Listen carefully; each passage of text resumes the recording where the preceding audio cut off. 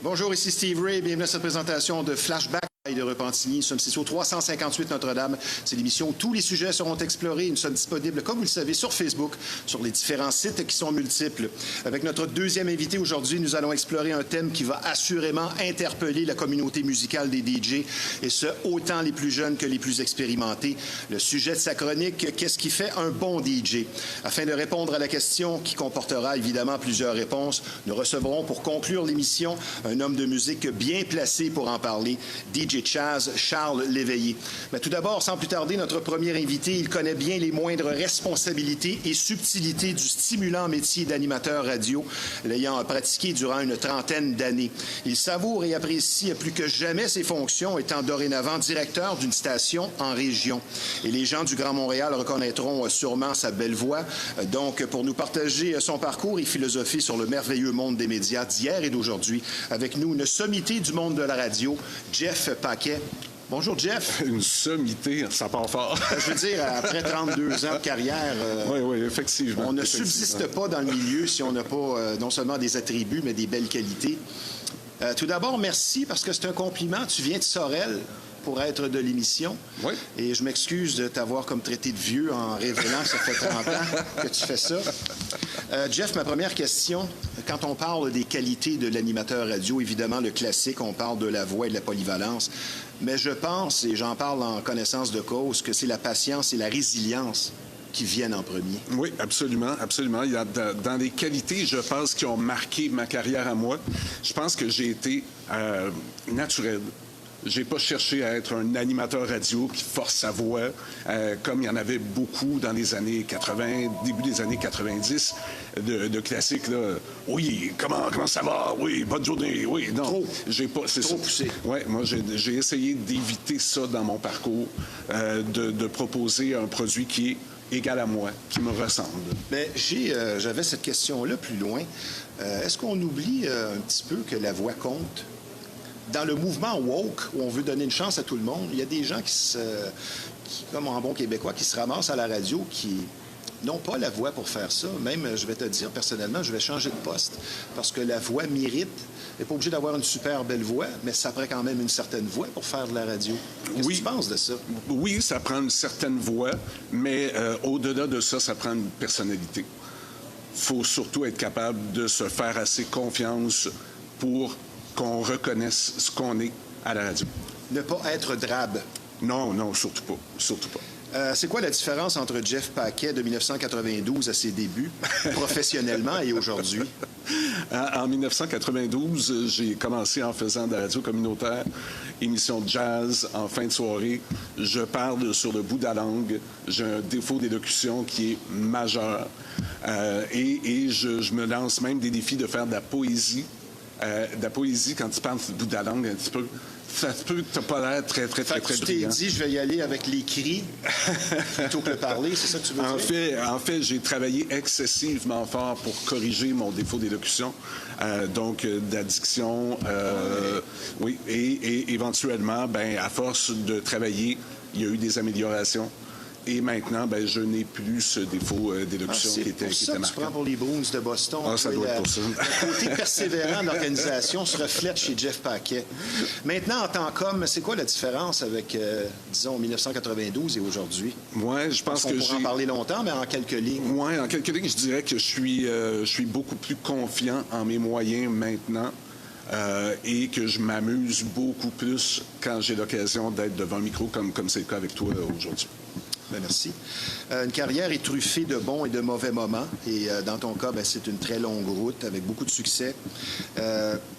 Si on t'avait dit tu vas être ici il y a 32 ans, tu aurais dit quoi? Est-ce que tu referais le même chemin?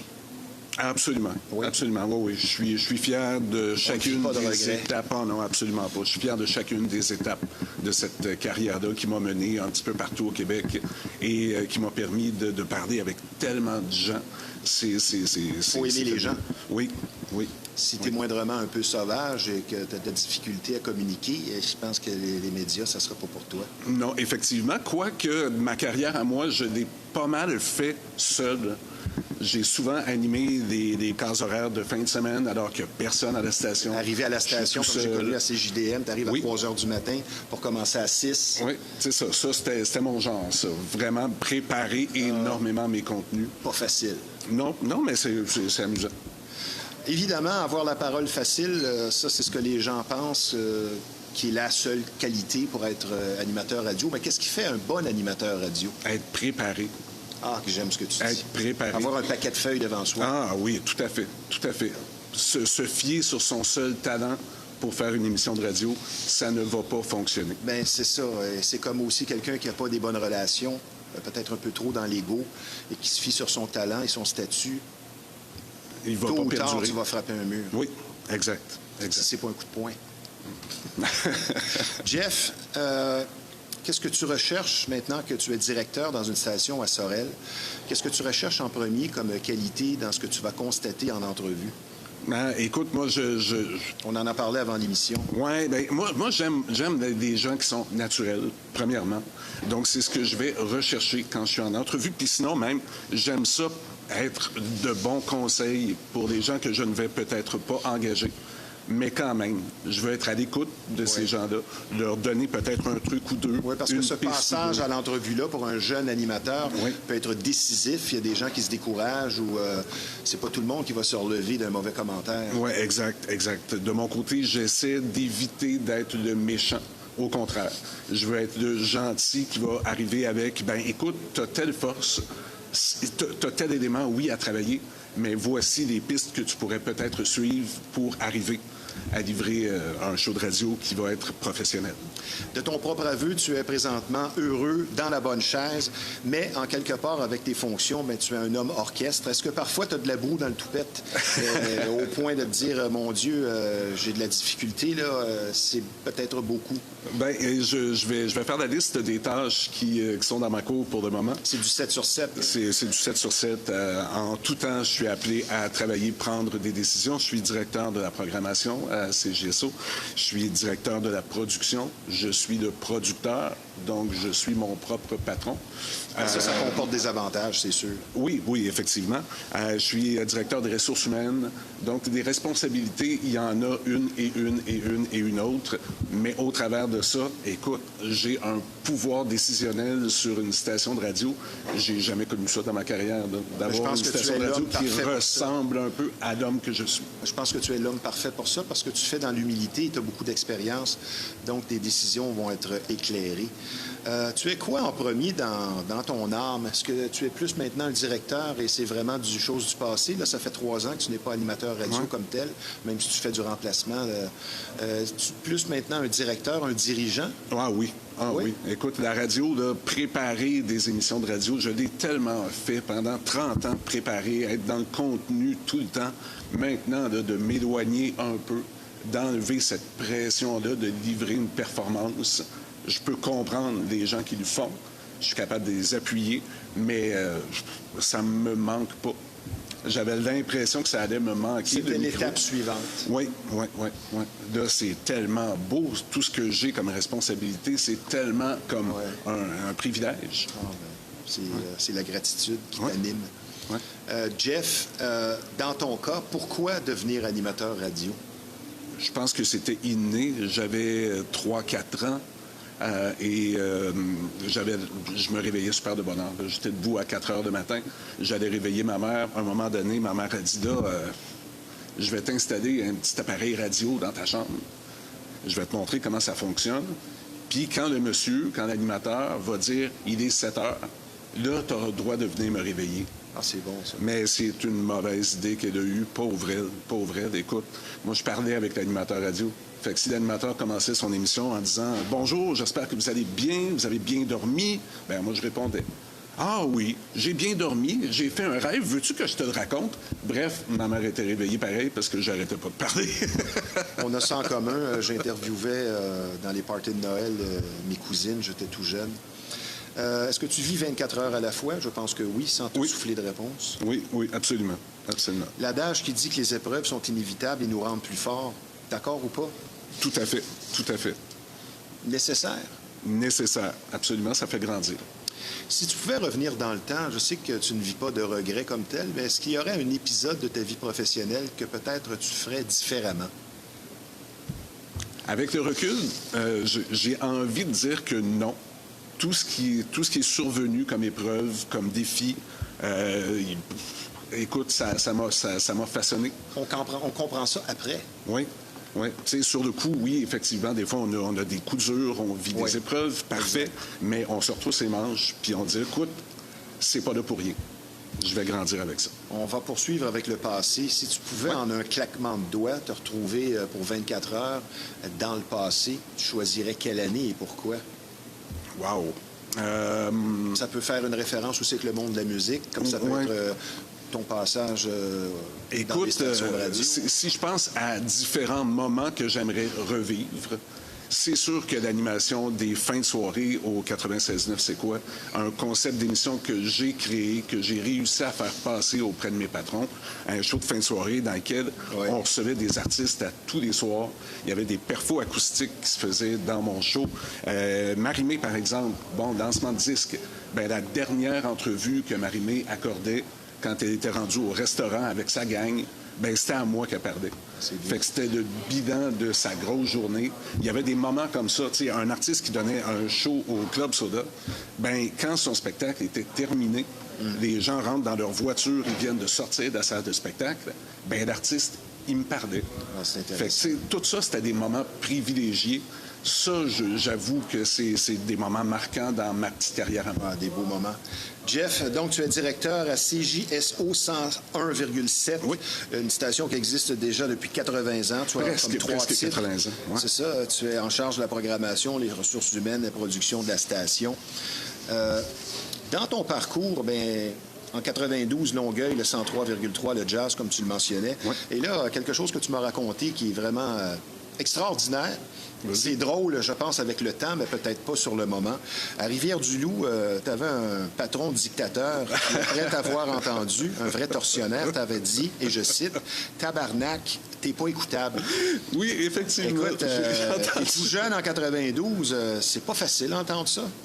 En fait, on était rendu quelques années après, à Rivière-du-Loup, mais en même temps, cet homme-là, puis je le salue aujourd'hui, il s'appelle Daniel Saint-Pierre, il y a plusieurs animateurs qui ont passé par la dure école de Daniel Saint-Pierre parce qu'il était cinglant. Pas compliqué. C'était quelque chose. Mais en même temps, il m'a appris un truc qui m'a suivi tout le long de ma carrière. Parce qu'au début, en radio commerciale, c'était la première radio commerciale où je travaillais à Rivière-du-Loup, je forçais ma voix. J'essayais d'être un animateur radio. Je ne me faisais pas encore confiance de pouvoir animer naturellement. Puis à un moment donné, il m'amène dans son bureau. Il dit, là, tu vas aller au dépanneur de l'autre côté de la rue, puis tu vas aller demander une pinte de lait au gars, comme si tu faisais de la radio. Ah, sac. Fait que je perdais comme ça. Je faisais, oui, bonjour, bonne journée, oui. Il dit, fait que rentre, là, puis demande au caissier, hey, j'aimerais avoir une pinte de lait. Il dit, tu regarderas son visage, tu vas voir que c'est pas ça. Fait que fais-toi confiance. Parle au micro comme tu parles dans la vraie vie. Ça a été le seul enseignement que j'ai gardé de ce gars-là. Tu as travaillé, tu as eu un passage à CJDM, Radio Énergie, à Drummondville, tout comme moi, 92.1. Et tu as été engagé sur le champ, un peu comme moi, et ça fait du bien. Oui. Quand c'est l'employeur qui te témoigne instantanément sa confiance, n'est-ce pas? Oui, absolument. Claude-René Piette, qui était le directeur des programmes. Oui, bien sûr. Puis un gentilhomme, un gars pointilleux. Oui, absolument. D'expérience. Qui travaille pour Radio-Canada maintenant. Tu as été repêché par le 94,3 CKMF, une expérience d'1 an qui n'a pas été nécessairement la meilleure pour toi. Et tu as quitté en 2002 CJDM sur un coup de tête, une décision qui mène 2 jours après, suite à un coup de téléphone de Cool FM, le 98.5 Rock à l'époque. Et j'aimerais que tu me parles de cette étape-là qui a été importante pour toi. Oui, absolument. Écoute, c'est arrivé à quelques reprises dans ma carrière que je prenne des décisions de quitter un emploi. J'ai pas souvent été congédié. J'ai pris pas mal mes décisions dans mon cheminement, à quelques virgules près. Mais cela dit, donc, je quitte CJDM. Je pense que ma carrière radio est terminée. Quand tu pensais que c'était... Je me dis, écoute, je me suis amusé, c'est assez, j'irai pas plus loin que ça. Puis le téléphone sonne, on m'invite à aller passer une entrevue à Coup d'FM. Je me dis, bon, pourquoi pas, hein? Radio de Montréal, je vais toujours bien aller voir. J'arrive là avec ma petite cassette, des air checks. Oh, écoute, j'ai des bouts d'intervention qui avaient été faits à CJDM quelques jours avant. Fait que je présente ça. Le directeur des programmes qui me reçoit, écoute un peu de démo, recule dans sa chaise, arrête la démo, me regarde, et il dit « Est-ce que ça sonne comme ça d'un bout à l'autre? » Oui, c'est mon émission de la dernière fin de semaine. Là, il dit « OK, attends un peu. » Il réécoute, recule dans sa chaise à nouveau. Là, il dit là, un instant, ça va faire. Il m'amène à un bureau à côté. J'avais une amie qui travaillait là. Là, il dit attends-moi, là, je reviens. Fait qu'il s'en va écouter le démo avec le directeur musical, quelques minutes. Il me revient. Les deux me prennent dans le bureau, puis ils disent écoute, on devait engager un animateur. On avait Denis Talbot qui avait l'emploi. Puis finalement, on a appelé Denis, on lui a dit écoute, on va pas te rencontrer. On a trouvé notre candidat, on a trouvé notre animateur. Ça a été mon entrée à Montréal. Ça commence bien. Oui. C'était spectaculaire. Tu as vécu aussi dans ton parcours un moment qui a été difficile en 2015, c'est la fin de C'est quoi? Un choc à tout point de vue, comme tu me le disais. Tu étais jeune papa à ce moment-là. Donc, ce que tu as employé en pré-entrevue comme expression, c'est descente aux enfers. Oui. Est-ce qu'on peut dire que c'était un rêve brisé? Tu expliques ça comment? Écoute, circonstances, je pense. Il y avait un jeu de cartes, un jeu d'effets dominos qui devait se faire à C'est quoi dans cette période-là. Et je suis celui qui a écopé à la fin. Oui. Toutefois, ça n'a pas été joyeux comme moment parce que ça s'est fait en début d'année, au mois de janvier, alors que les programmations sont faites partout. Ah, wow. Fait que je savais que j'avais pas d'emploi qui m'attendait. Ça va au mois de juin. Oui, c'est ça. Donc, je me retrouvais avec une drop salariale gigantesque. La mère de mon fils qui décide de me quitter pendant cette période-là. Tout ça, là, ça a été un 6 mois où je me suis dit, ben voyons donc, qu'est-ce que j'ai fait pour mériter ça? Puis à un moment donné, ben on se retrouve ses manches, puis on continue à faire notre petit bonhomme de chemin quand même. Tu as un passage aussi à Radio X, 91.9. Tu as travaillé avec JC, tu étais recherchiste. Tu as fait de la rock animation, on pourrait dire, les week-ends. Je faisais des week-ends, effectivement, et j'ai passé à travers toutes les moutures du 91.9. Radio X, lorsqu'ils ont tenté de s'installer à Montréal. Après ça, il y a eu un virage vers Radio 9 qui voulait compétitionner 98.5. Puis finalement, ben, il est arrivé le 91.9 Sport. J'ai fait toutes ces moutures-là en animant des shows rock de fin de semaine. Fait que j'ai vu passer plein d'animateurs, plein de styles de radio. C'était quand même fascinant de voir ça. Un peu tanné d'écouter du Def Leppard. Jeff, on poursuit avec le métier d'animateur radio. Oui. C'est quoi le pire défaut de l'animateur? Parce que je pense que la tête enflée, le manque de préparation, je ne veux pas souffler de réponse encore ici, mais selon toi, c'est quoi le pire défaut, toi qui maintenant engage? Oui, bien, écoute... Parce que c'est beau avoir la personnalité, mais on peut avoir une trop forte personnalité oui, aussi. exact. Ça est écrasant pour l'entourage. Ouais, moi, je pense que le plus important, c'est de démontrer que tu as un esprit d'équipe. Donc, que tu es capable de penser à non seulement ton émission. Oui, c'est ça. Au lieu de penser seulement à ton émission, ben tu peux penser à celle de l'après-midi. Tu peux penser à tes collègues. Ça, le travail d'équipe, pour moi, c'est hyper essentiel. Avais-tu un rituel d'avant-match particulier, des superstitions, des objets fétiches? Parce que c'est sûr que l'adrénaline doit être présente à chaque prestation. Oui. Autant un DJ, exemple, comme Chaz qui va suivre, oui. C'est important parce que la journée, je pense que tu n'es pas nerveux. C'est là que tu vas te planter. Tu es trop sûr de toi. Oui. Avais-tu un rituel d'avant-match? Étais-tu un paquet de nerfs, exemple? Écoute, j'avais mes habitudes, genre d'arriver toujours à 1h15 avant une émission. Stoïque. Oui, bien, j'avais toujours la même routine dans la journée aussi, avant de faire des prestations. Parce que j'appelle ça vraiment une prestation. Là. Quand tu t'en vas te mettre ta tête sur le bio, quand tu t'en vas animer, Ben, And you're as good as your last show. T'as beau avoir fait ça depuis 15 ans. Si tu fais de la crotte aujourd'hui, ben c'est ça. C'est une cote, la radio. Et quand ta cote est bonne, ben fais attention. Va pas prendre n'importe quel projet, exemple. Non, exact. Jeff, concernant maintenant l'avenir du monde de la radio, parce qu'il y a une part de marché qui est prise de nos jours par la radio web, es-tu confiant par rapport à la radio conventionnelle? Tu vois l'avenir comment? La radio conventionnelle aura toujours sa place. Je sais que les gens peuvent entendre leurs chansons favorites en allant sur Spotify dans le temps de le dire. Oui. Par contre, il n'y aura jamais quelqu'un qui va te présenter ta chanson. Il n'y aura jamais de la vie dans ton Spotify comme la radio te permet d'avoir.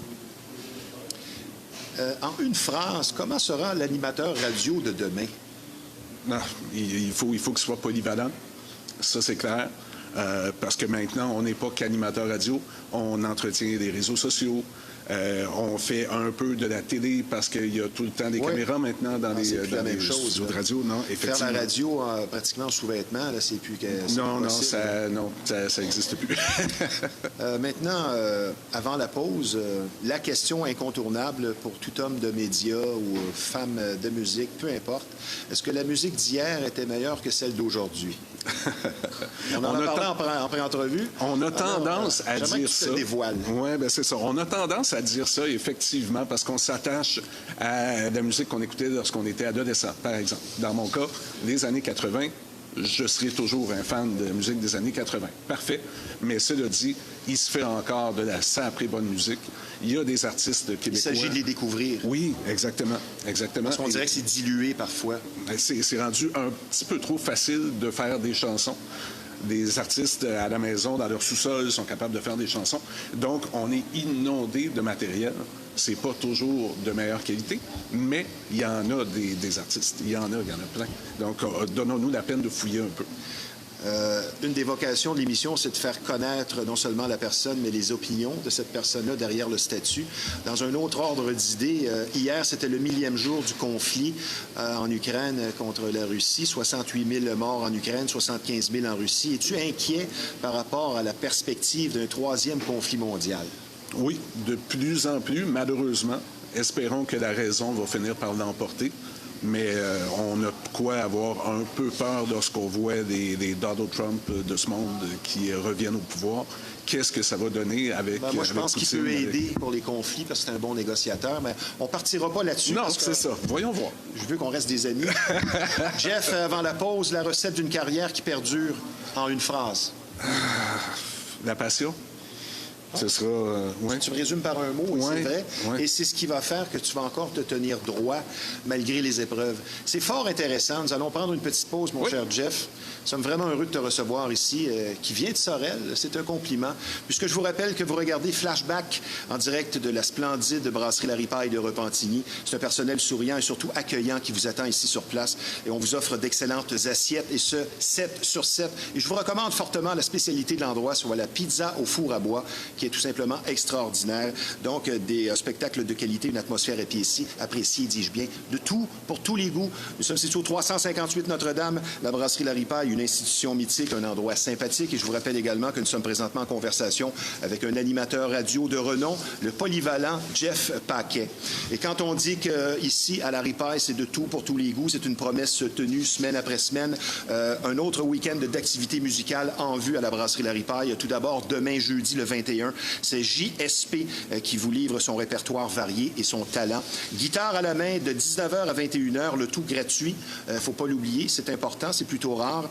Pour une ambiance chaleureuse et une soirée de plaisir, tout comme le lendemain vendredi, avec le duo acoustique très apprécié, soit Soulful, un homme et une femme pour qui musique rime avec performance.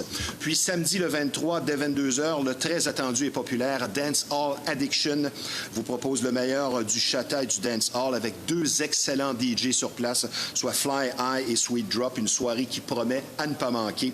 Pour des billets, c'est le www.beatbash.ca. .ca ou simplement à la porte. Donc, comme vous pouvez le constater, la brasserie La Ripaille de Repentigny se veut une salle de spectacle de qualité, un restaurant apprécié au menu diversifié, ainsi qu'une ambiance des plus accourues, et ce, depuis 1975.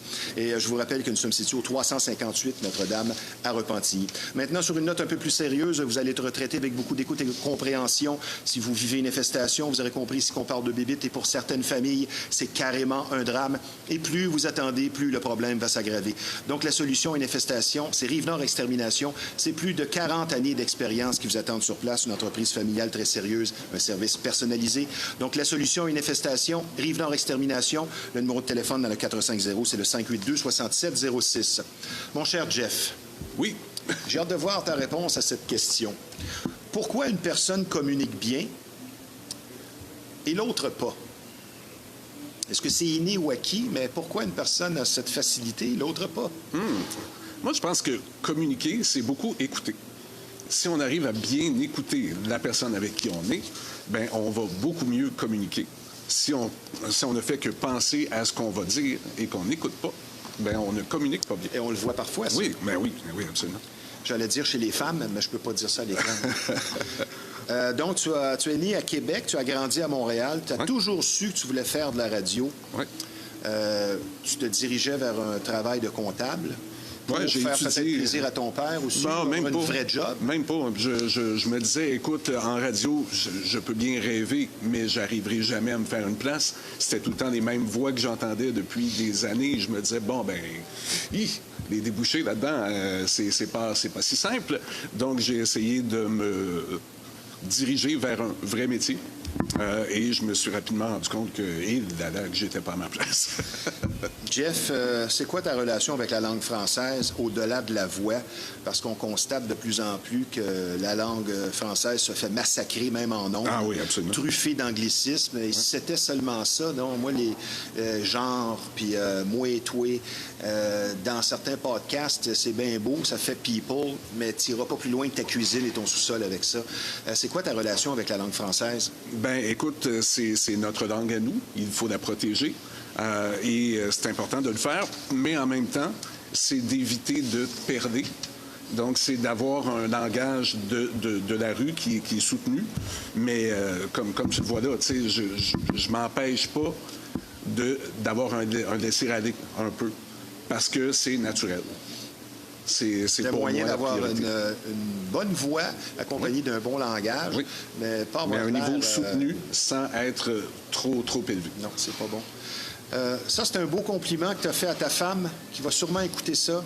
Oui. Et je vais le révéler, ce que tu m'as dit. Tu as dit, celle-ci, c'est la bonne. C'est un couple pour lequel le plaisir est important. Nous faisons une paire hallucinante. Et vous avez remporté chacun un prix à la disque cette année. Et ça, c'est spécial en couple. J'aimerais que tu me parles de ça. Ah, ben écoute, Valérie Ferdinand, on se connaît de nom depuis des années.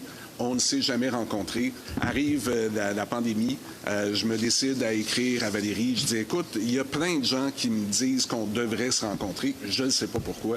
Et on a fini par le faire. Et ça a été un feu d'artifice depuis ce temps-là, depuis quelques années. Ça fait combien de temps que vous vous fréquentez? Depuis, 3-4 ans maintenant, presque. Là, si je me suis trompé, là, je sais qu'elle va me dire, parce qu'elle a donné une mémoire des dates. 31 octobre 2020. OK. J'espère que je me trompe pas. Ça fait 4 ans. Oui, c'est ça. Mais c'est une fille formidable et on travaille ensemble. Elle travaille à CGSO. Elle est directrice musicale, animatrice là-bas. Puis on avait peur un peu lorsque j'ai commencé à travailler avec elle. On se disait, là, on est en train de mélanger des affaires, d'amour, de travail. Puis mais finalement, ça fonctionne. Finalement, ça fonctionne. Comme un de mes amis m'a dit dernièrement, Jean-Claude, il dit il faut que ton couple soit solide pour travailler, non seulement vivre ensemble. Ouais. Notre société de communication maintenant et d'opinion, est-ce que tout va trop vite? Ce monde d'images un peu surfaites. Tout le monde a l'air très heureux sur les réseaux sociaux, quand dans le fond, parfois, c'est inversement proportionnel. Mais est-ce que tout va trop vite? Tout va beaucoup trop vite. Les réseaux sociaux ont créé ça. Oui. Puis, tu sais, les gens peuvent s'exprimer sur tout. Tout le monde pense savoir tout, être en mesure de juger tout. On s'éloigne de la bienveillance, je trouve, un peu. On va tomber dans ce qu'on appelle la catégorie question rafale. Tu me réponds par un mot, un nom ou une phrase. Parfait. On essaie, puisque nous sommes bousculés par le temps. Tu m'as confié que la décennie 90, pour toi, c'était pénible au niveau de la musique. Et moi, c'est tout l'inverse. En une phrase, pourquoi? L'Eurodance. L'Eurodance, ça a tellement mal vieilli. Pas capable. OK. Parfait. Je respecte ton opinion, même si elle n'est pas bonne. Jeff, tu as travaillé seulement une soirée dans un club à la Boom, je pense. Oui. Pourquoi les clubs ne t'ont pas attiré, ce qui est un petit peu contradictoire avec le métier d'animateur radio? Ben, écoute... Parce qu'il y a de l'argent à faire. Il y a de l'argent à faire, effectivement, mais la façon de communiquer avec les gens, je me reconnaissais pas. Les gens intoxiqués? Oui, les gens intoxiqués. Faire des concours de boissons. J'ai une bouteille de mousseux. Et qui toi, va tu gagner, bois peu, j'imagine? Ben, écoute, je bois socialement, mais tu sais, pas dans un contexte de bar animé, crié. Tu sais, il faut parler fort. Ça peut être particulier. J'étais pas à ma place. Est-ce que Montréal te manque? Montréal me manque dans la mesure où c'est un si grand marché. Tu te vois où dans 10 ans? J'espère encore dans le monde de la radio. J'espère être encore pertinent. Être encore en vie. Oui, être encore en vie, beau. Premièrement, oui, puis être encore pertinent, d'avoir encore ma place dans ce monde-là. L'individu en entrevue que tu as rencontré, l'artiste probablement qui t'a le plus laissé un souvenir pour toujours? Gilles Vigneault? Gilles Vigneault, qui a été la première personne, le premier artiste que j'ai interviewé dans les loges du Jésus à Montréal. Je me rappelle que le silence est apparu quand j'ai commencé à parler avec Gilles Vigneault, parce qu'il y avait beaucoup de gens dans les loges. Silence. Le respect. Ah oui, un respect total, puis les gens écoutaient ce que Gilles Vigneault avait à dire. Ça, c'était formidable. Mais sinon, je dois parler de James Blunt, que j'ai rencontré au un autre Centre type Bell. très humble et simple. Oui, sauf que avec son accent difficile à comprendre. Difficile à comprendre, puis il marmonnait. Je comprenais rien. Okay. Je comprenais rien. Tu fais semblant. Oui, j'ai fait semblant, puis après ça, je devais rapporter ses propos à c'est quoi? Ce que j'ai rapporté comme propos, c'est n'importe quoi. J'ai inventé. J'ai dit, écoute, James Blunt aime beaucoup les filles de Montréal. Il a très hâte de goûter à la poutine. Bon. J'ai inventé n'importe quoi. J'ai rien compris de ce qu'il m'a dit. Jeff, ça implique beaucoup de qualité, faire le métier d'animateur radio, mais des vertus aussi. Un mot sur l'humilité en une phrase, sur la nécessité d'être humble. Tu dis quoi? Écoute, c'est la base de tout. Parce que c'est facile de s'enfler la tête parce qu'on fait de la radio, parce qu'il y a des gens qui nous disent qu'ils nous apprécient. Mais c'est pas ça, la radio. Est-ce que tu crois au retour des Nordiques? Non. Des expos? Non plus. Point de vue personnel, est-ce que tu penses que parfois on dirait que les pubs à la radio, à la télé nous prennent pour des cons? Je suis un petit peu tanné de ça. À la radio avec une voix enfantine, là, parfois. Là. Es-tu d'accord un peu avec ça? Oui, puis on essaie de ne pas aller dans cette direction-là, justement, dans notre production de publicité à CJSO. Donc, tu en es conscient. Oh, ce que je dis là, c'est pas loufoque. Non. En terminant, un conseil aux aspirants animateurs radio, tu leur dis quoi? En une phrase. Oui, bien, écoute, faites-vous confiance. Faites-vous confiance. N'essayez pas d'être des personnages. Soyez vous-même, puis vous allez voir, ça peut débloquer. Les objectifs de ta station à Sorel? Oui, pour l'année qui suit, disons. Écoute, l'année prochaine, on va célébrer nos 80 ans. Ce sera une grosse année avec de multiples défis. On va continuer à s'amuser. On veut servir la population de la grande région. On pourrait recevoir des gens qui l'écoutaient il y a 80 ans. Si quelqu'un a 90 ans pourrait y aller. Tout est possible. On verra ce qu'on va préparer pour des... Si tu résumais jusqu'ici ta carrière qui n'est pas terminée par un dicton, ce serait lequel? OK, wow. Parce que je pense que le mot retraite n'est pas dans ton vocabulaire. Non, j'aurai jamais assez d'argent pour penser m'arrêter. Je pense que c'est plus une question de passion dans ton Oui, absolument. Ceux qui disent ça, c'est les plus riches, habituellement. Mais si tu résumes ta carrière par un dicton, tu nous dis quoi? Je dis... ça, c'est une excellente question. Comment est-ce que je pourrais bien résumer cette carrière-là? Je sais pas. OK. La prochaine fois, parce que je vais te réinviter. Oui, bien c'est ça. Je vais y réfléchir. Des projets à venir en terminant ou quelque chose qu'on peut suivre concernant les activités de ta station? Oui. Le 101,7. Allez faire un tour sur notre site web, cjso.ca. Tout est là. On a de multiples chroniqueurs. On a des émissions d'humour. Écoute, vous allez découvrir un bel univers. Merci de ta présence à l'émission. Merci de l'invitation. Félicitations pour ta persévérance, une belle carrière stimulante et je te souhaite encore beaucoup d'années de travail à desservir le public. Et je te souhaite évidemment un beau temps des fêtes à toi et à ta conjointe et à bientôt, Jeff. Merci d'avoir été des nôtres. À bientôt. Très apprécié. Maintenant, un sujet peut-être un petit peu plus sérieux pour ceux qui vivent des difficultés. Peut-être n'avez-vous personne à qui parler et ça peut être parfois justement compliqué. Et l'important est de ne pas s'isoler et parler peut peut-être aider avant de succomber à ce qu'on appelle les idées noires.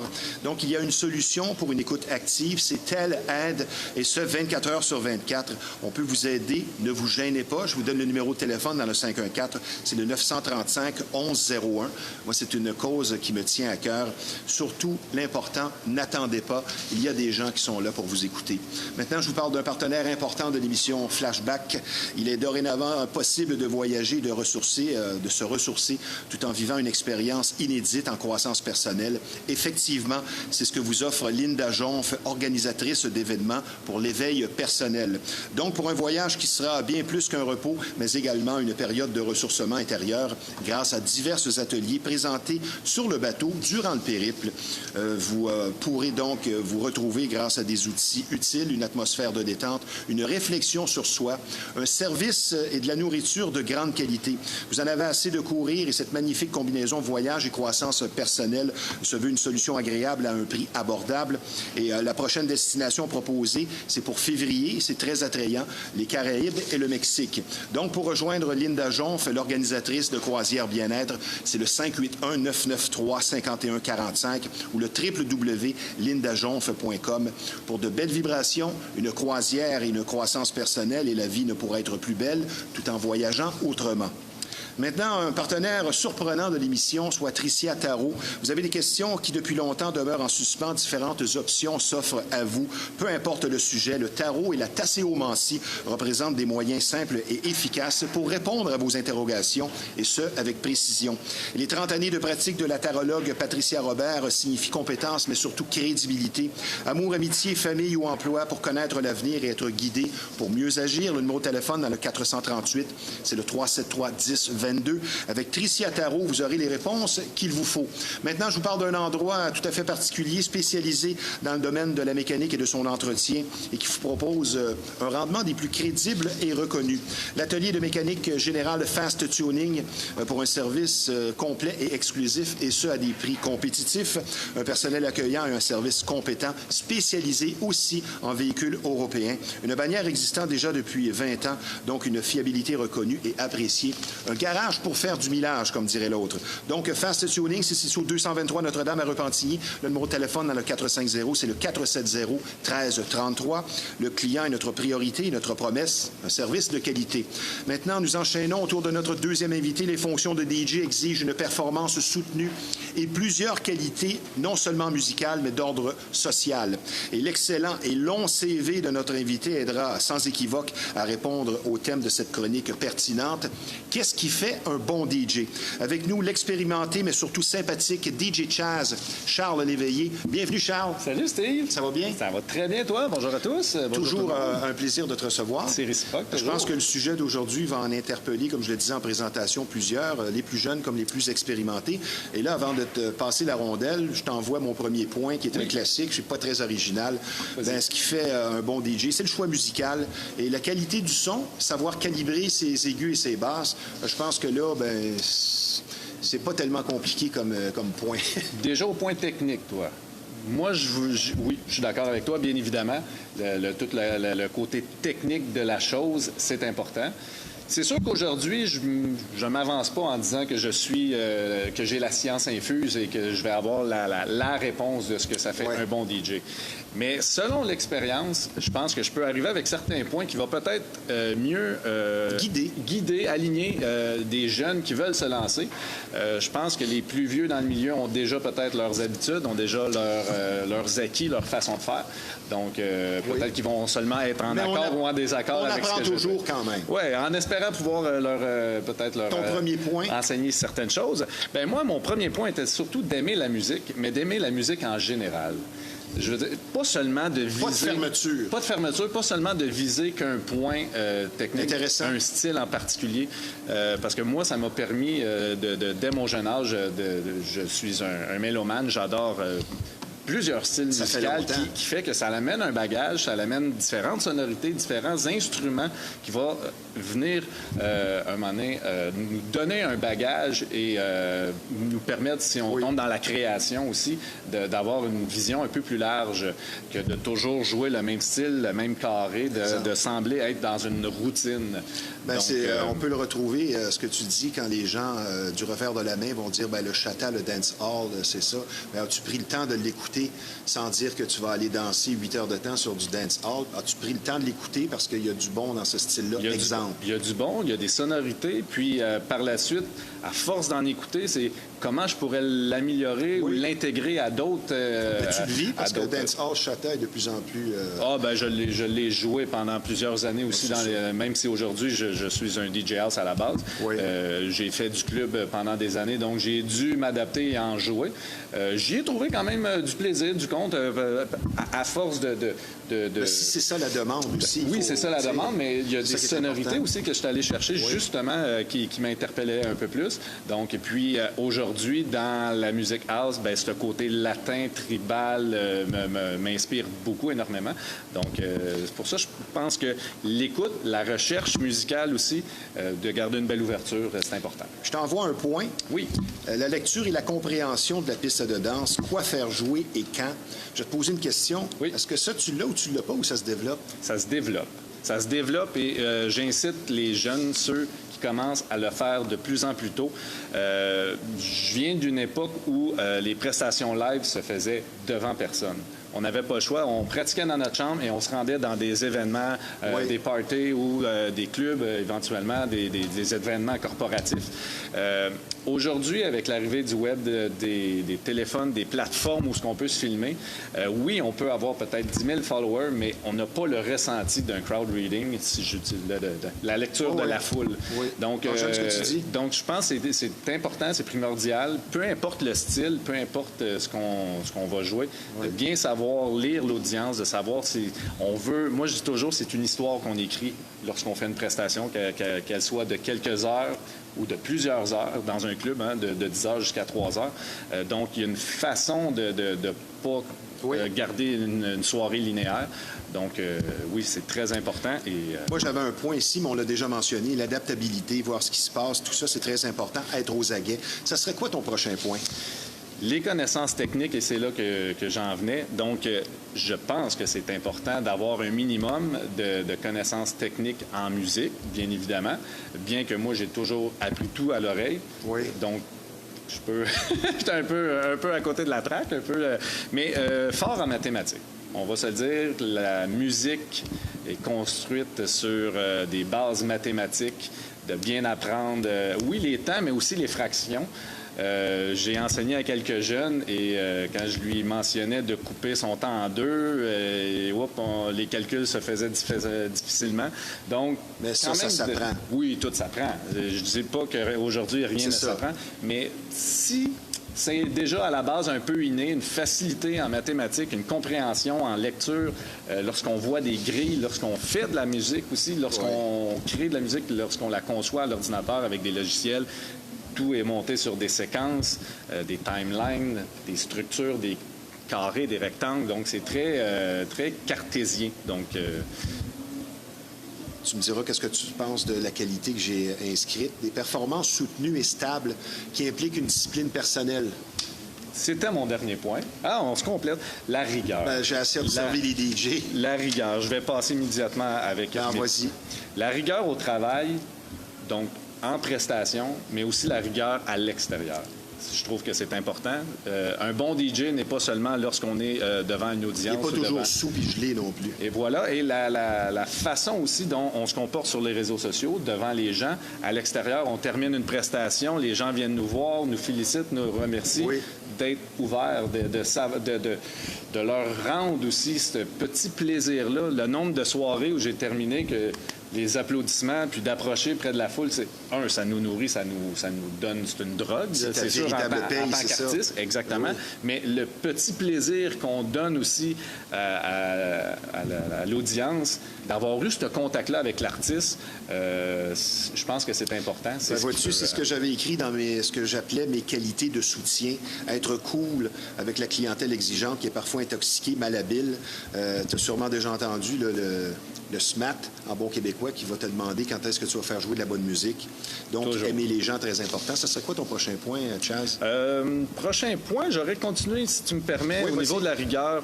Je veux mentionner, parce que ça s'adresse aussi peut-être à des plus jeunes qui veulent commencer. Une rigueur, si on est résident, si vous avez une résidence dans un club, ça demande une rigueur à chaque semaine, à chaque soir de performer. Donc, ça demande beaucoup. Oui, on peut se permettre peut-être un soir, car on sait que la clientèle qui est régulière va dire « il était peut-être moins dedans à soir, mais ils vont quand même revenir demain ou la semaine d'après. » Tandis qu'une rigueur, lorsqu'on est sur la route, c'est différent. Je travaillais 3 soirs semaine, jeudi, vendredi, samedi, 3 endroits différents. Je pouvais pratiquement faire le même set, jouer la même façon, parce que d'un endroit à l'autre, le monde n'a pas nécessairement entendu. C'est pas les mêmes gens, donc ça nous permet. Donc, cette rigueur-là, d'être constant aussi, c'est très important. C'est très important et c'est ce qui nous demande. Il ne faut pas oublier qu'à la base, on est engagé par un propriétaire ou un promoteur d'un événement. C'est un travail qu'on doit livrer. Donc, d'être bon une première fois, tout le monde est capable de le faire. C'est la règle des 2 prestations. Je travaille avec des DJ, on en a parlé. Je travaille avec des DJ où, à l'époque où j'essayais, en tout cas, de monter des groupes rock, le guitariste, le DJ se présente la première fois, il est prêt à passer la mop. La deuxième fois, s'il réussit son coup, c'est là que tu vois si c'est en présence d'une diva ou un gars d'équipe. Je veux t'entendre sur ce que j'ai écrit là, qui n'est pas nécessairement une qualité, mais qui fait dans la simplicité. Choisir un nom de DJ simple qui sonne bien. Et j'avais cette discussion-là avec Benoît Vinet dernièrement. Il dit, moi, les noms, là, DJ Van Bourgenslin, tout ça, et il me fait rire avec ça. Il dit, ça passe pas. Il faut rester un peu, il faut que ça sonne bien. DJ Chaz, ça sonne très bien. Ça fait référence à ton nom. Oui, exactement. C'est pas compliqué. Ça donne pas l'impression non plus que tu vis sur une autre planète. J'aimerais que tu m'expliques qu'est-ce que tu penses de ce point-là. Oui, j'ai deux. Je suis mitigé sur ma réponse. Simple, oui, dans un milieu québécois, ici, à l'interne, montréalais, on veut... Mais à l'extérieur, il faut que tu te démarques. Oui, se démarquer. Puis je pense que le nom, avec le type de calligraphie et les couleurs qui vont être utilisées aussi, ont un impact sur, immédiatement, ce qu'on va dégager musicalement en tant qu'artiste. Donc, il y a une importance de choisir le nom. Dégager la joie. Oh, pas nécessairement la joie. Je veux dire, il y a tellement de styles musicaux dans la house, exemple. Si on est un artiste qui va avoir un son peut-être un petit peu plus progressif, un petit peu plus électronique, peut-être que la calligraphie va avoir des lignes plus droites, un peu plus angulaires. Si on est dans une vibe peut-être un petit peu plus des passes organiques, des lettres. Donc, je pense que tous les couleurs ont une importance, les formes ont une importance, on le sait. Tout est relié en art. Donc, le gris et le brun, disons que c'est pas nécessairement un bon mix. Les couleurs vintage reviennent. Donc, le orange brûlé, le brun et un vieux jaune, ça peut très bien... Chaz, ça serait quoi ton prochain point? Je reviens à l'équipement. Je crois que c'est un point qui est important de... Tu veux dire, je te souffle une idée? Oui. On entend cette excuse classique-là. Là, je jouais pas sur ma console. Est-ce que c'est dans ce sens-là? Dans ce sens-là. OK. L'équipement, d'abord, je veux mentionner souvent, quand on commence, on n'a pas peut-être le budget pour s'acheter des grosses consoles. Et il faut comprendre que ça n'a pas une corrélation avec la qualité du travail qu'on peut rendre. Moi, quand j'ai commencé avec des lecteurs CD de pied de qualité, une table tournante qui avait même pas de 33-45. Pas de pitch. Pas de pitch. Puis j'ai quand même réussi à faire des soirées, à faire ma place, à me forger un nom auprès d'une audience. Donc, de ne pas se mettre ce stress-là, ce poids-là d'avoir le meilleur équipement, d'avoir la meilleure qualité. Je pense que c'est bien comprendre. Quelqu'un peut avoir un petit contrôleur, un petit équipement et de l'exploiter à 100% versus des DJ que, des fois, on le sait, pour le visuel, c'est beau d'avoir 4-5 platines, plusieurs équipements, mais qui ne font que du auto-cue, auto-fade semblant et que c'est à peine exploité. Donc, je pense que l'équipement, c'est important. Ce qui va faire un bon DJ, c'est de bien connaître sur la plateforme, sur l'équipement avec lequel on travaille. Chaz, la disponibilité, la durabilité, capable d'en prendre des projets. Je pense qu'un employeur apprécie cet aspect, c'est important. Si tu es trop, on dit en anglais, picky, difficile à rejoindre ou non disponible, ça va finir par jouer contre toi. Ça va finir, mais je crois, avec l'expérience aussi, qu'il faut établir nos limites. J'ai appris avec le temps que... 7 sur 7, ça fait son temps. Puis pas seulement pour la disponibilité de l'horaire, disponibilité de ce qu'on va apporter au club. Je me souviens, dans mes premières, dans mes premières années, ben là, d'aider le propriétaire à installer un nouveau speaker, un nouveau haut-parleur, de l'équipement de sonorisation, de lumière, de rester tard pour déboucher une toilette. Là, tu te dis, mais non, mais moi, je suis engagé comme DJ à la base. Là, puis, j'étais pas plus rémunéré pour ça. Donc, un moment donné, avec le bagage, d'apprendre un moment donné à forger aussi son... Ça fait partie de l'humilité du DJ, parfois, puis il y a des gens qui en profitent.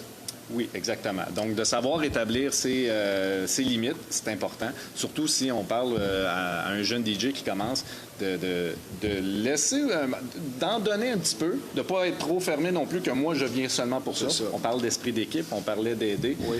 Mais d'établir ses limites, parce que oui, un jeune DJ qui commence dans le milieu, malheureusement, un promoteur ou un gérant de bar qui a de l'expérience va savoir bien ficeler, manipuler, malheureusement. As-tu un autre point avant de tomber dans une section que je t'ai concoctée juste pour toi avec les pires défauts du DJ? J'ai hâte d'entendre. Un autre point très important, la personnalité. Oh. La personnalité va définir un bon DJ aussi. On l'a mentionné. Ça se reflète dans la musique. Ça se reflète d'être ouvert aux autres artistes aussi. C'est important d'écouter ce que les autres font, d'encourager, de soutenir, et pas seulement dans le milieu du DJ, dans toutes sortes, toute forme d'art, parce que je considère que tout se rattache. Oh, vous êtes des artistes DJ. J'ai besoin d'un photographe, j'ai besoin de quelqu'un qui va me faire aussi de la publicité, oui. Quelqu'un qui va faire des décors. Donc, tout le monde, on agit en relation pour créer un événement, exemple. Donc, d'être ouvert aux suggestions, d'être ouvert aussi au public. Les commentaires, on le sait, oui, Jeff l'a mentionné, comme quoi que maintenant, tout le monde avec les réseaux sociaux ont mainmise, ont une... Peut-être un peu trop facilement. Oui, ont des commentaires, c'est ce que je cherchais. On commentaires faciles surtout maintenant. Donc, oui, de rester quand même à l'affût, même les moins bons commentaires, c'est avec ça qu'on apprend et qu'on se forge et qu'on s'améliore. As-tu un autre point? J'ai parlé du crowd reading, chose qui était très importante. Primordial. Et pratiquer aussi, moi je dirais, de ne pas avoir peur de pratiquer. Descendre dans le sous-sol, faire 1 heure ou 2, tiens. C'est primordial. Moi j'ai passé... Ça va avec la passion. Ça va avec la passion, mais aussi la persévérance, de se fixer des objectifs. Moi, je me suis fixé, je me souviens, à 14 ans, j'écoutais la radio les soirs avec mes écouteurs, puis je me disais, j'écoutais les DJ, puis justement les animateurs en direct de l'Action, le club, avec les grosses voix. Puis là, je me disais, un jour, moi aussi, je vais faire ça. Je me suis fixé ça comme objectif, je l'ai atteint. Une fois que c'est atteint, on fait quoi? On continue. On s'en fixe d'autres encore plus hautes. Donc, pour ça, pratiquer, essayer de ne pas avoir peur de se tromper pendant qu'on pratique. J'ai enseigné à des jeunes. J'ai eu la chance de faire plusieurs aussi B2B, back-to-back, avec d'autres DJ, où ce que je voyais dans leur regard s'il y avait un problème technique ou s'il y avait quelque chose qui ne marchait pas de leur routine, qui était désarçonné. Puis je me disais, mais pourquoi? Parce que est-ce que tu pratiques chez toi? Est-ce que si tu sors de ta zone de confort... C'est pas le temps de pratiquer devant le public. Et voilà, justement, essaie des choses devant, des effets, des transitions. C'est le temps de les faire à la maison. Trouver ses propres routines pour se démarquer, puis après ça, livrer un produit de qualité. La section pire défaut. Oui, ça, tu me prends. La répétition, la fameuse chaise perçante si confortable qui correspond à la complaisance. Oui. Je l'ai vécu, souvent des DJ résidents. Exact. La même formule aux mêmes heures, et ça, c'est un tu-party. Ne plus faire de recherche, comme tu le disais, dans tes préparations. Et le snobisme qui accompagne malheureusement parfois l'excellence, et c'est de même dans tous les domaines. Éviter les excuses, parce que ça, c'est un défaut, c'est le langage des perdants. La gratitude, être capable de reconnaître qu'on a une chance d'être là. Et dans les défauts, une mauvaise présentation, une apparence négligée. C'est beau que le produit, c'est ce qu'il y a sur... T'es pas obligé d'être sur ton 31, mais si t'arrives toujours tout dépeigné, mal rasé, on dirait que tu sors, tu viens de te lever, ça va finir par jouer parce que c'est un produit que tu présentes. Je suis mitigé encore là aussi. Si on regarde un peu ce qui se fait à l'étranger, à l'extérieur, l'apparence maintenant peut... Je veux dire, ça prend un minimum pareil. Tu peux Excuse, pas avoir... Steve, Non, mais tu peux pas avoir l'air tout négligé. mais il y en a qui l'ont. Je parle pas de veston, là. Non, Pas ça, je veux dire du tout. Non, non. Le look DJ est plus un peu comme toi, décontracté. Ben, c'est le look que j'ai décidé de choisir parce que ça me ressemble. OK. Il y a des artistes qui ont envie de se costumer. Il y a des artistes qui vont porter le masque. Certains et certaines, il y a de plus en plus de Oui. femmes aussi Oui. qui vont arborer des looks pour se démarquer. Donc, Oui. des fois, même le côté Mais négligé... c'est pas négligé, ça. Parce qu'ils prennent le temps de choisir quelque chose, ils vont être peaufinés. Ben, Il y a quelqu'un qui a négligé. toujours l'air, comme on dit en bon québécois, de la chienne à Jacques. Ouais. C'est pas, Je suis c'est d'accord. pas un plus, mettons. Je dis pas que ça dépend de ça, mais c'est un petit peu comme ça dans n'importe quelle sphère d'activité, spécialement dans le public. C'est Faut que sûr. tu trouves un... tu sais, Je pense un petit quelque chose. avant d'arriver à avoir un look qui peut sembler négligé, parce que dans le fond, ce que toi, tu trouves négligé, peut-être pas ce que moi, je vais trouver négligé. Donc, ça reste encore une zone grise, là. Mais ça fait pas que l'artiste arrive, la barbe longue, puis des... Mais la barbe longue, c'est à la mode, là, comme toi, Ouais. tu rebordes toujours une barbe Ah non, longue. ça, c'est cool. C'est C'est prêt. c'est un petit peu à la mode. C'est George Michael qui est arrivé avec ça il y a longtemps. OK, je pensais que tu me comparais à George Michael. non, je sais non, pas. Avant la pause, trop d'exigences salariales. Si c'est bon ou pas bon? Ouais. Qu'est-ce que tu penses de ça? Alors, moi, je n'irais pas jouer là pour 100$, exemple. Mais c'est peut-être mieux que Ben, pour pas jouer du tout. C'est pas mauvais. C'est pas mauvais d'avoir certaines exigences, car s'il n'y en a pas, et si les gens du milieu en imposent pas, Oui. à un moment donné, il va arriver que tout le monde va baisser le prix et tout le monde... Et là, il y a des beaucoup DJ de qui vont compétition. l'accepter. Ben, tu as des DJ qui travaillent gratuitement. Exactement. Et ça, c'est ce qu'on appelle des scabs, parce que tu te tires dans le pied, à mon avis. Exactement. Donc, je pense que oui, ça prend quand même de connaître sa valeur. Ça, c'est très important. Je le sais que je pourrais pas demander la même chose qu'un artiste tel Daniel Desnoyers. C'est comprenable. David Guetta. Ou David Guetta, encore plus. Mais je pense qu'un jeune qui commence à 18-19 ans, qui a 2 ou 3 ans d'expérience, Prends l'opportunité. je peux peut-être être un C'est petit ça. peu plus au-dessus de ça en sachant ce que je vais apporter à la soirée avec le bagage. Donc... Chaz, nous prenons une petite pause. Ça ne Oui. sera pas tellement long. C'est fort intéressant. Je pense que ça va allumer les lanternes de bien des gens En espérant, si ça qui peut sont guider. dedans ou à l'extérieur du DJing. Puisque je vous rappelle que vous regardez Flashback en direct de la superbe brasserie La Ripaille de Repentigny, un restaurant différent au menu alléchant et une salle de spectacle de premier choix, et ce, depuis 1975. Et nous sommes présentement en compagnie d'un spécialiste en dance music, DJ Chaz, Charles Léveillé. Je vous parle maintenant d'un domaine très en vogue ayant connu une progression fulgurante au cours des dernières années, soit le tatouage. Et quand le temps arrive de choisir un artiste tatoueur, le mot expérience inspire la confiance. Et c'est ce qui vous attend chez Tatouage Rockstar. Il est difficile de faire confiance et de trouver le parfait artiste tatoueur, comme vous le savez, et pour être reçu avec professionnalisme et gentillesse, et pour que vos désirs et vos tatouages soient réussis avec finesse, une seule bannière, Tatouage Rockstar. C'est situé à Repentigny, 338 Notre-Dame. Le numéro de téléphone dans le 450, c'est le 932-3090. Tatouage Rockstar pour la garantie d'un travail réussi. Maintenant, je vous parle d'un nouveau partenaire de l'émission. Gérer vos finances n'a pas à être compliqué. Une solution, un moyen efficace, c'est Josiane Fontaine, une conseillère financière compétente d'expérience. Investir à la bourse, se protéger adéquatement avec une assurance qui vous convient, seul ou en couple, ou pour les entreprises, il n'est jamais trop tard pour épargner, peu importe l'âge que vous avez. Donc, pour investir et être guidé avec efficacité pour une sécurité financière saine, la solution Josiane Fontaine. Le numéro de téléphone dans le 819, c'est le 319 61 43. Petite question, mon cher Chaz. Oui. Est-ce que l'on performe mieux en participant à un événement à l'occasion plutôt qu'en résidence régulière? Dans le sens que, on ne parlera pas de la redondance des morceaux choisis, mais dans ton intensité. Moi, je pense que oui. Je pense que oui. Quand on est dans une... pas une routine, mais dans dans une constance en demande. On est dans un feu roulant. Tout semble plus facile aussi, mais c'est un danger de tomber peut-être rapidement aussi dans une routine ou une écœurantite, si je peux dire. Ouais, ouais. Donc, des fois, de laisser passer un peu de temps. J'aime ce que tu dis. On aime aussi de laisser monter, de laisser mousser lorsqu'on a un événement. Toute la publicité, tout l'engouement. Puis là, on arrive un peu, un petit peu plus motivé, un petit peu plus avec préparé, mais aussi avec une petite envie. T'as hâte. Oui, exactement.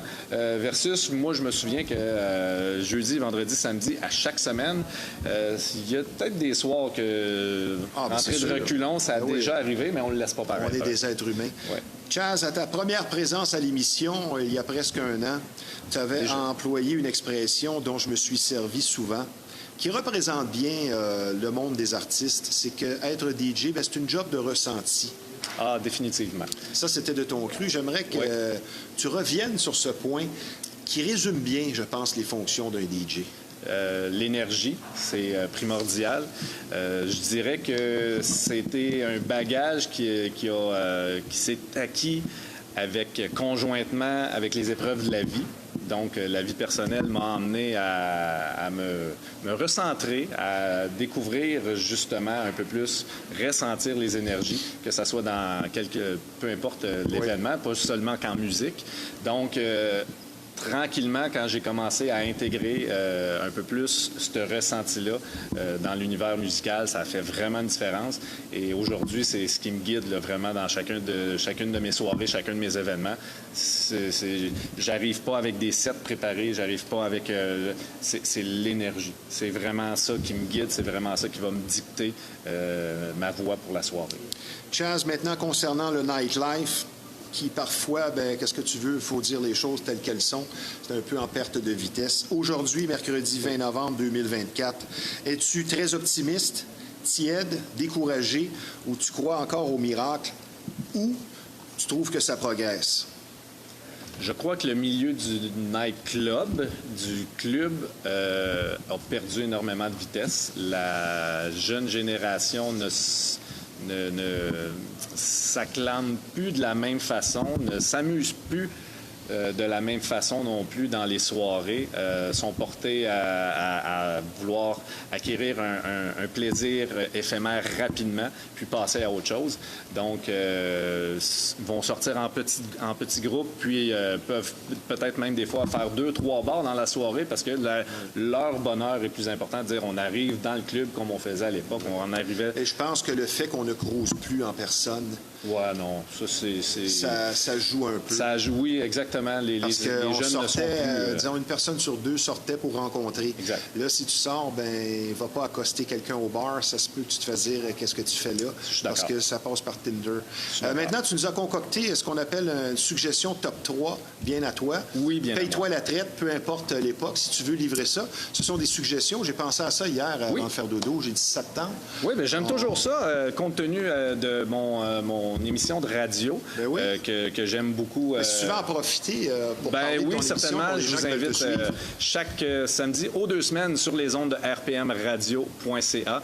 Donc, de 21h à 23h, le House Addiction Radio Show. Donc, je relate le meilleur du house pendant 2 heures, les 20 dernières années. Donc, à mes débuts, de 1998 jusqu'à aujourd'hui, je m'amuse vraiment. J'ai une belle plage, 20 ans de musique. Je sors bien évidemment les classiques, mais aussi un peu dépoussiérer des chansons qui nous ont peut-être un peu passé... Qu'on oublie, puis qui sont bonnes de rapporter, comme ça. Et moi aussi, je me permets d'utiliser le terme, j'ai un segment Flashback, une chanson des années 2000, un gros hit majeur, puis j'intègre ça. Donc, le samedi aux 2 semaines, de 21h à 23h. Donc, j'en profite aussi pour pousser des nouveautés.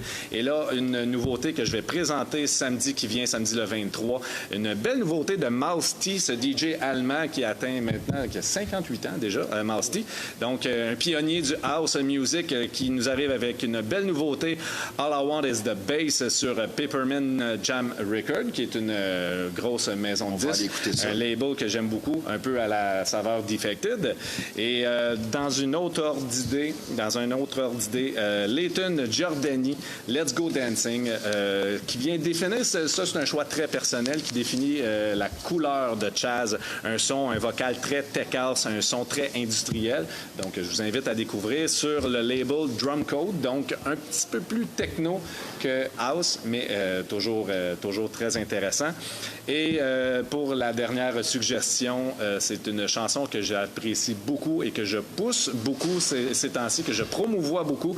C'est un DJ producteur ici montréalais, Ludo Lacoste, un chum, un ami que j'apprécie énormément, qui vient de nous lancer au mois d'octobre dernier. What's Your Price? Donc, vous pouvez retrouver sur toutes les plateformes. Je vous invite à suivre notre chum Ludo Lacoste, DJ producteur montréalais.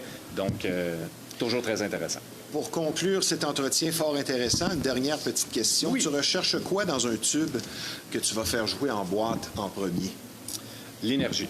C'est toujours ce que je réponds. La première écoute... Au-delà des textures musicales, toi, c'est ce que... L'énergie. L'énergie. L'énergie, puis pas nécessairement une énergie explosive à chaque fois. Ça en prend. Moi, j'ai un système de classement dans mes playlists maintenant qui fonctionne d'étoiles 1, 3, 5. Donc, c'est avec ça qui va me guider. Okay. Donc, je peux commencer la soirée à 1, m'en aller vers 3, mon prime time, mon moment fort à 5, mais à un moment donné, on veut redescendre un peu l'énergie. Donc, l'énergie de la chanson, c'est ce qui va d'abord dicter qui est ma ligne directrice. Puis ensuite, oui, les textures, les vocales, ça vient bonifier. Oui, exactement. As-tu des événements à venir ou des performances en boîte bientôt? Samedi prochain, j'ai la chance d'être au club Luxoria à Montréal pour une soirée 100% house. Bien évidemment, je suis toujours invité là comme... Avec d'autres DJ? Non, tout seul cette fois. J'ai souvent l'habitude d'être en back-to-back en B2B. 10 à 3? De 9h, 21h jusqu'à 3h, la meilleure musique house encore là. Donc, pour ceux qui aiment le House Addiction Radio Show, vous allez l'avoir en live. C'est vraiment ça. Je relate les 20 dernières années de house pendant toute une soirée. Puis sinon... On peut te suivre avec tes capsules sur RPM. Sur RPM, et les émissions sont aussi disponibles sur mon SoundCloud si vous voulez faire du rattrapage. Les premiers épisodes du mois de juin, septembre et octobre. Donc, DJ Chaz 98 sur SoundCloud et tous les réseaux sociaux, bien évidemment, Facebook, Instagram, qu'on peut nous suivre. Bien, merci d'avoir été des nôtres. Encore une fois, une belle chronique, comme toujours. Tu es excellent pour vulgariser. Je te souhaite un beau temps des fêtes et je te dis tout simplement, DJ Chaz, Charles Léveillé, à bientôt. Merci d'avoir été des nôtres. Merci, Steve, l'invitation. Bonne fin de journée. En terminant, je vous parle d'un partenaire important de l'émission, puisque pour certains, le terme vieillir est source d'inquiétude et d'inconfort, mais plusieurs solutions anti-vieillissement sont disponibles. C'est d'ailleurs la grande spécialité de Mélanie Drapeau Académie. Et que ce soit pour le visage, le cuir chevelu, vos lèvres, avec les injections au Botox notamment, afin de vieillir en beauté, choisissez des options de qualité éprouvées, une gamme de services sécuritaires pour défier les effets du temps. Donc, des professionnels dévoués qui vous attendent sur place pour révéler votre beauté. Et pour nous rejoindre, textez-nous, c'est plutôt simple, au 450-999-0540.